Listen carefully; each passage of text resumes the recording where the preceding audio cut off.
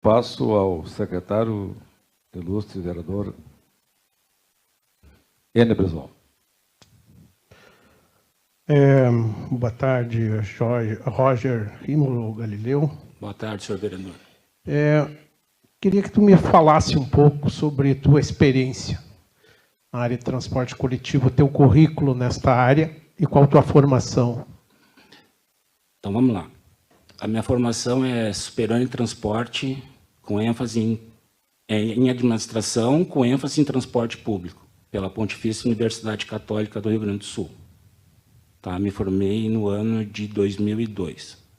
Eu trabalho no transporte desde 1986. Comecei a minha carreira na ATP, em Porto Alegre, que é a Associação dos Transportadores de Passageiros. Tá?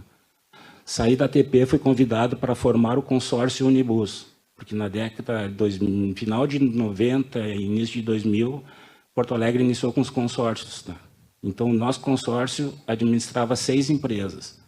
A minha função específica no início era operacional. Eu cuidava de toda a parte operacional da rua, cuidava dos fiscais na operação do transporte.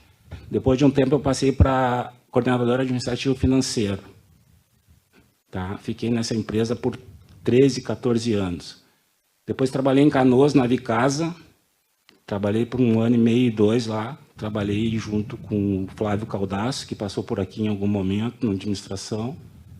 Junto com ele, eu montei todo o CCO da empresa Vicasa Sogal e atuamos por 2 anos lá. Passando o tempo, eu fui trabalhar na Marco Polo 1 ano, lá em Fortaleza. Na cidade de Fortaleza, fiquei 1 ano lá trabalhando, como gerente geral.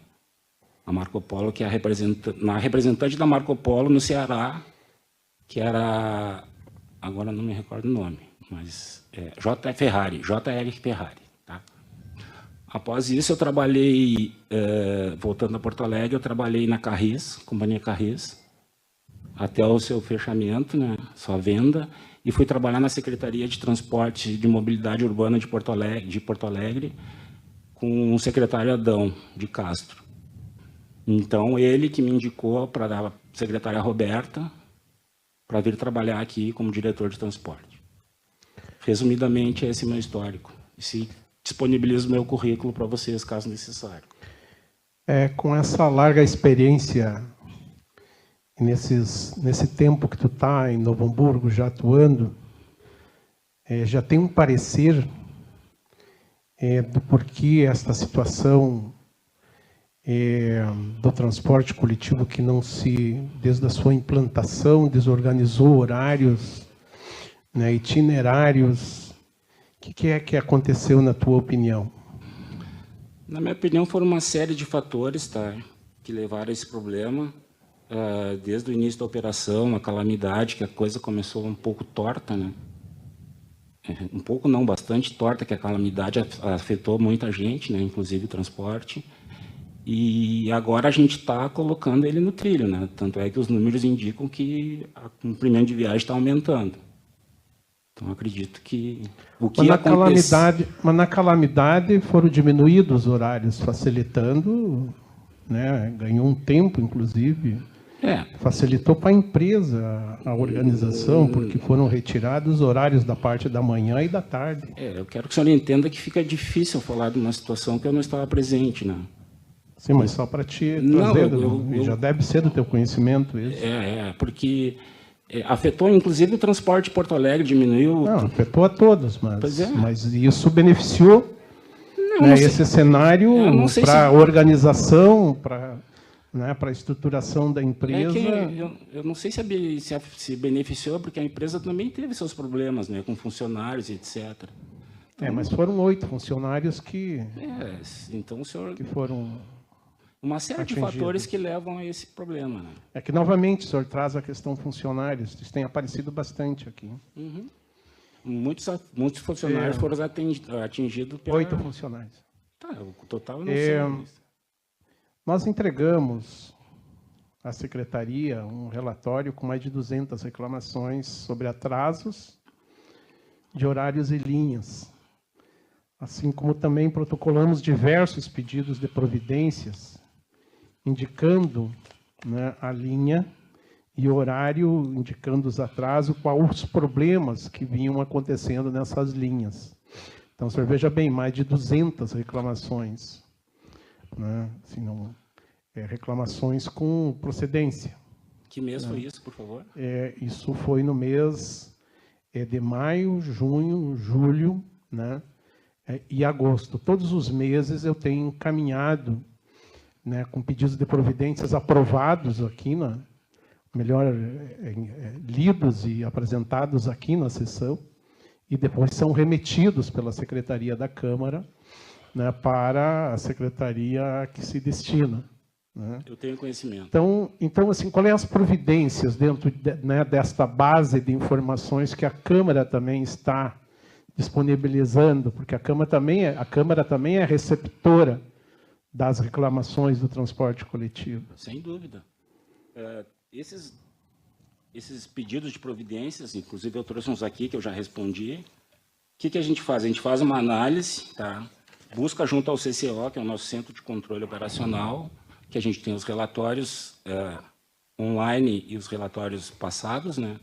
E faz uma análise daquele horário e daquela situação. Conforme a gente passa para o Departamento de Planejamento para fazer uma adequação às tabelas, grades horárias, no caso, né? Então, é esse procedimento que a gente faz.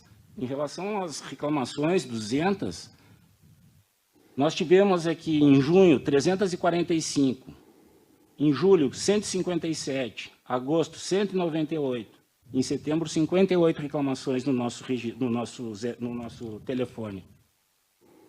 Então, assim... Percebe-se que a Câmara recebe mais reclamações, então, que a Secretaria. Perfeitamente. Seria interessante o pessoal usar o nosso canal de reclamação, porque, assim, deixa eu explicar uma coisa. Se a gente receber a reclamação na hora, a gente consegue ver no dia exatamente o fato como está acontecendo. Talvez o fato do desgaste tenha contribuído para não ter, né, confiança nas providências, talvez, da população. Aí eu não vou entrar nesse mérito. Também queria te perguntar, com relação à fiscalização, notificação e auto de infração.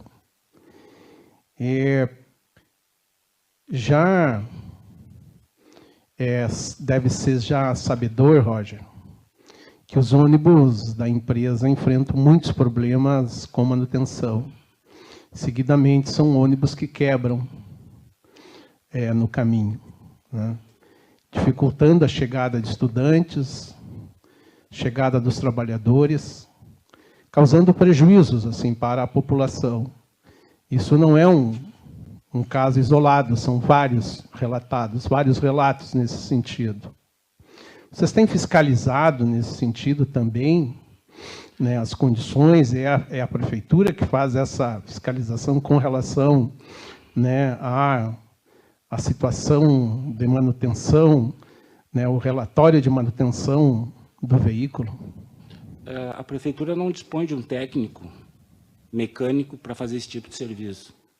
Porque o que acontece? Para fazer esse tipo de avaliação, a gente precisa de um mecânico. E não dispomos no quadro alguém disponível para isso. A gente faz o quê? Um controle visual da frota, tá? Limpeza, etc., etc. E faz o controle dos horários pelo CCO. Isso a gente faz diariamente. Tá? Agora, em relação aos problemas da frota da Visac, eu não sou a pessoa mais indicada para responder. Rincão dos Caetanos, Quilombo, São João do Deserto, são regiões da Lomba Grande, nosso bairro rural. Nosso bairro rural ele tem 2/3 da extensão territorial da cidade. O Rincão dos Caetanos foram retirados vários horários. A população ficou com um ônibus pela manhã e outro à tarde. O Quilombo tinha 7 horários, reduziu para 3 horários. O São João do Deserto também. Então, assim, as pessoas têm uma consulta no centro de Novo Hamburgo, essas pessoas têm que vir pela manhã e voltar embora à tarde. Isso, as pessoas estão dizendo que voltou o tempo antigo. Isso quer dizer bem antigo, né? Porque há 40 anos que as empresas aí operavam, mais ou menos, e que eram localidades bem abastecidas e que nós nunca tínhamos recebido reclamações de falta de transporte dessas regiões. E agora nós temos inúmeras reclamações de falta de horários nessas regiões.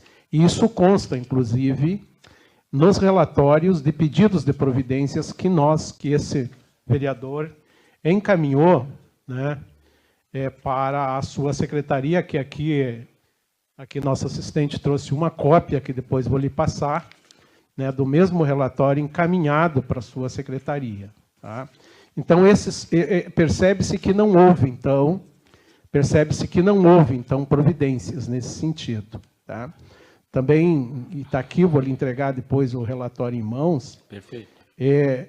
E as reclamações hoje, eu estava escutando o senhor dizer que aumentou 25 horários.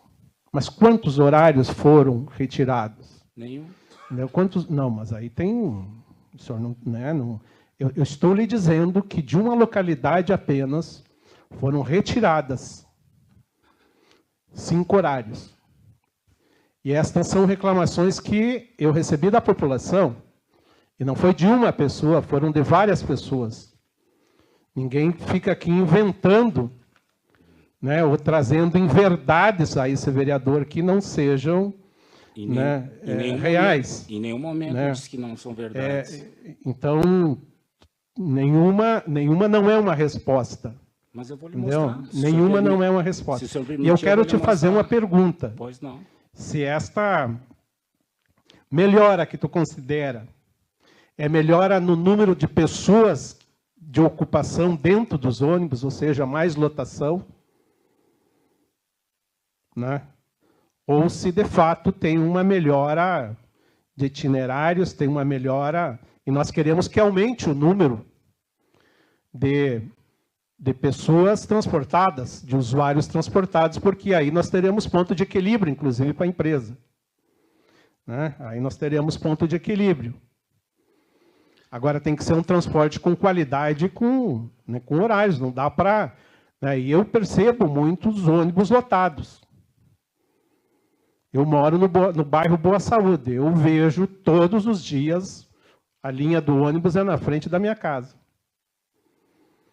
Ônibus mais lotados do que os que estavam à disposição há dias anteriores. Ou não vem um horário e as pessoas acabam, né, não vem lá o 10 para as 7, acaba vindo 7 e 5 e já vem lotado. Né?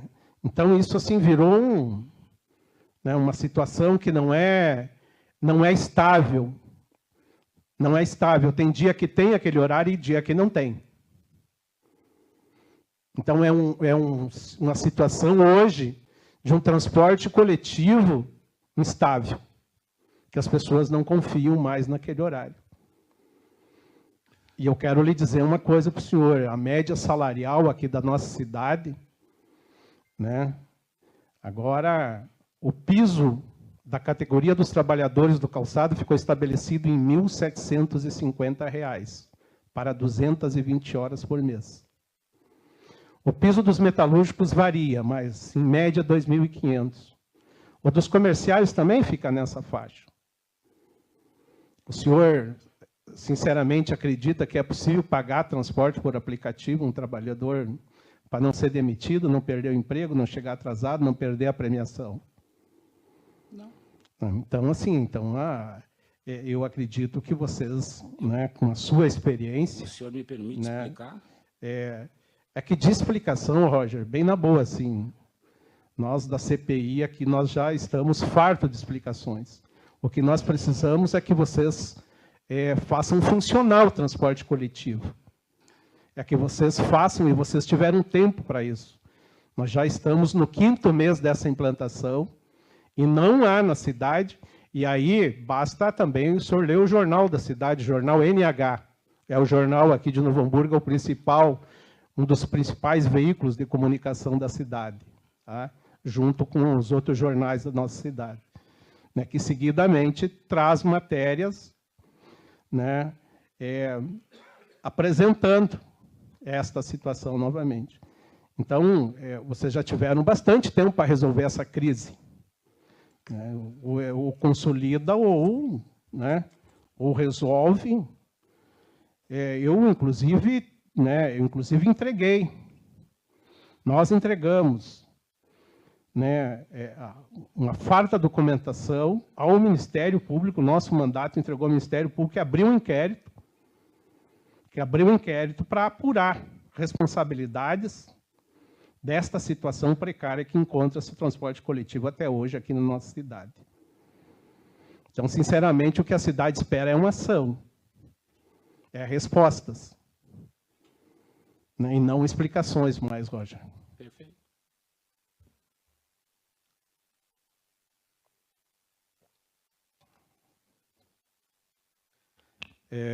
Presidente, para finalizar a pergunta ao depoente, acho que é importante essa pergunta.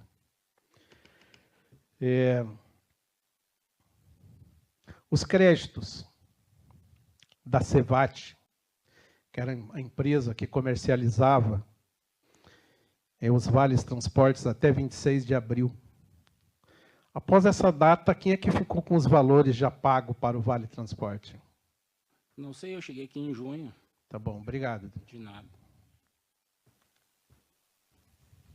Senhor Fernando, primeiramente lhe dizer que nosso relatório subsidiou o inquérito da promotoria com as informações de horário, linha, sentido, né, sentido bairro, centro.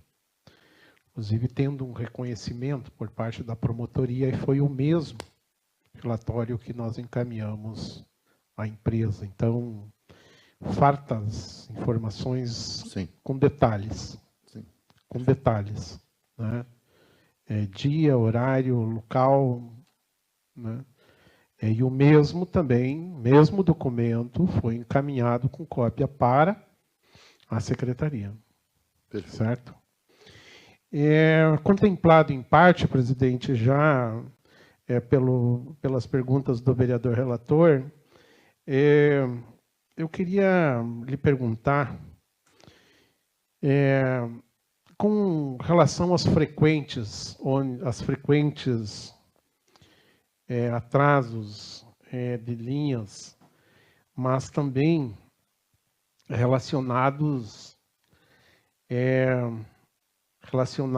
ao grande número também que é percebível na cidade, relatado por ônibus que estragam. O que é assim, você já tem um diagnóstico dessa situação, dessa questão mecânica, o porquê que ocorre tantos estragos, tanta necessidade de manutenção tão frequente nos ônibus? A frota que está operando na cidade, ela tem um volume de rodagem muito alto. São veículos que eles não param ao longo do dia, para intervalos, né? Esses veículos eles começam a operar em torno de 4 horas da manhã e alguns vão até meia-noite rodando. Tem veículos que chegam a rodar num trecho urbano 350 quilômetros no dia, né? Então, a necessidade, o cuidado de manutenção nesses veículos, ele realmente é constante. Muitas vezes, mesmo com veículos mais novos, é possível, sim, existir um problema mecânico ou elétrico. Então, assim, esses veículos, eles estão muito mais sujeitos a terem algum problema mecânico. É comum na estrada, muitas vezes, a gente vê uma carreta parada no acostamento por um problema mecânico. Então, todo veículo que passa por esse estresse diário e é rotineiro, não tem por que ser diferente, ele está sujeito, sim, à necessidade de manutenção, não apenas aqui, em outras cidades, isso também acontece, né? Em paralelo a isso, na medida que a gente vem acompanhando o perfil dos problemas encontrados, a gente vem reforçando internamente algumas necessidades de manutenção preventivas em cima dos demais veículos, para que eles não apresentem o mesmo problema encontrado naquele inicial, né? O senhor considera 7 veículos de reserva suficiente para também fazer essa substituição e também para uma rotatividade assim, né, na frota? É padrão, isso não apenas a nossa empresa, mas as empresas têm uma frota reserva estimada em 10%, não um número 7, mas 10%, né, da frota ser reserva, para permitir que seja feito um serviço preventivo. Normalmente, nos finais de semana, são menos veículos que rodam, então a gente também consegue aproveitar o final de semana para fazer esse serviço. Então, essa reserva técnica não é necessariamente para fins só de manutenção preventiva, né? É justamente porque todo veículo está suscetível a ter um problema. Então, existe uma reserva técnica. Qual é o número de passageiros, em média, que vem sendo transportado mensalmente?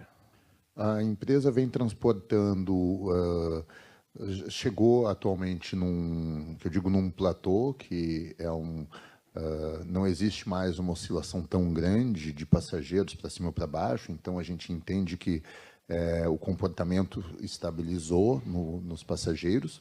Hoje a gente vem transportando 20 mil passageiros em dia útil, 5 mil passageiros no sábado e 1.000 passageiros no domingo, considerando aí que 25%, até 25%, né, de 22% a 25% desse total de passageiros são gratuidades. Vocês já receberam algum auto de infração da prefeitura? A empresa Visac já recebeu algum auto de infração com relação aos atrasos e também com ausências de efetividade nos horários? A empresa recebeu as notificações. Apenas notificações? Notificações. Todas as notificações aí foram respondidas. Houve uma notificação ampla, inclusive, e ela foi respondida com as devidas informações, com documentação necessária e comprovatória. Acho que com esse tempo de operação já deu para fazer um diagnóstico, né? Assim, né? Já tem um parecer, já tem uma opinião, né, mais concreta com relação ao edital. O senhor acha que hoje, operando na vida real, com a experiência dessa operação, é necessário fazer ajustes nesse edital? O edital, tamanha complexidade que seria a sua implementação, né, ele recebeu um aditivo. Esse aditivo escalonou a implantação. Então, nós iniciamos a operação num determinado no modelo atual, não com integrações, mas num modelo mais simplificado de operação, visto o tamanho de mudança de bilhetagem, mudança de operadora, mudança até na nomenclatura de linhas. Então, se entrou com um modelo e existe um cronograma para se chegar no projeto final do edital, tá? Atualmente, a gente, aquilo que eu falei, a dinâmica da cidade, e a gente vai amadurecendo essas tabelas na medida que o tempo vai passando. Então, infelizmente, com o início da operação aconteceu a catástrofe, ficou comprometido uma análise inicial. Depois, nós entramos com uma nova tabela. Essa tabela, houve uma maturação, né? Então, cada etapa para se chegar no final do edital, ela exige uma análise dos passageiros, uma maturação, uma análise até nos tempos de viagem, Então, eu não tenho como dar certeza de como será a fase final do edital, para poder dizer assim, estava certo ou errado. A gente ainda não chegou lá. É uma análise que ela vai sendo feita etapa por etapa. Para finalizar, senhor Fernando, o que o senhor atribui ao número de ônibus lotados, com mais lotação do que os inícios, e hoje percebe-se que tem mais passageiros e menos horário. São menos horários, ônibus mais lotados, e não era essa a expectativa que a cidade tinha. A cidade tinha uma expectativa de ônibus melhores, ônibus que não quebrassem tão frequentemente, que não estragassem tão frequentemente, né? E qualidade no transporte público, inclusive com aumento no valor da passagem. E não é essa, assim, a realidade, né? Então, temos percebido e recebido muitas reclamações nesse sentido, de que os ônibus estão muito lotados, muitos passageiros em pé. E também ausência, né, de uma estabilidade na grade de horário. Então, o ônibus que vem hoje, né, 7h05, amanhã não vem, né? E aí tem que esperar o próximo, que é de uma outra linha que muda o itinerário no meio do caminho, né, fazendo com que as pessoas aumentem, né, o percurso a fazer a pé.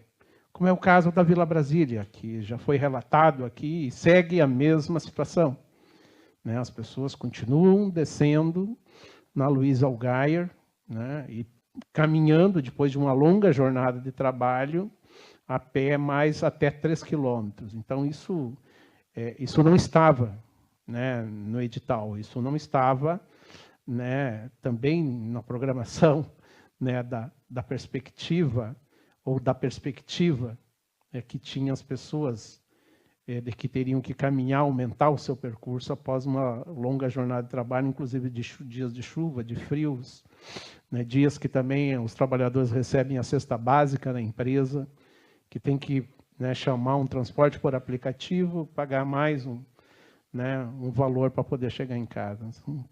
Então, assim, esta é o nosso, né, a nossa percepção, é a nossa análise a partir, né, do que